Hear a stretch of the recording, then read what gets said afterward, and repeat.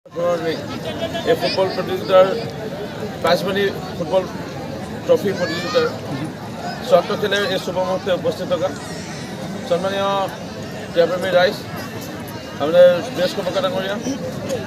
নগেন কণ্ড ডাঙৰীয়া, সন্মানীয় ভোগেশ্বৰ কৰ্মকাৰ তথা গণেশ কণ্ড ডাঙৰীয়া, পৰিয়ালবৰ্গ, উদযাপন সমিতিৰ সভাপতি সম্পাদক, ঝুমুৰ দলেৰ দলপতি আৰ ঝুমুৰ দলেৰ শিল্পীৰা, আমাৰ উদীয়মান খেলুৱৈ প্ৰমুখ্য কৰি দুই দলে খেলুৱৈসকল আৰু আমাৰ ক্ৰীড়াপ্ৰেমী ৰাইজ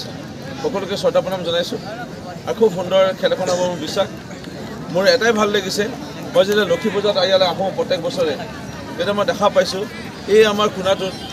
আমাৰ খুব বেয়া হৈ গৈছিলে, হাঁহ চৰিব ধৰিছিল আৰু ওচৰৰ মানুহে মাটিও লৈ যায়, বিভিন্ন কাৰণত ফিল্ডটো বেয়া হৈ পৰিছিল। মোৰ এনেকুৱা লাগিছিল ইয়াত যোনটো পুৰণা খেল ডালিমৰ যোনটো সুনাম সেইটো আৰু একদম নাইকিয়া হৈ যাব নেকি, আৰু কেতিয়াও ডালিমত ফুটবল খেল নহ'ব নেকি এনেকৈ ভাবিছিলোঁ। কিন্তু আজি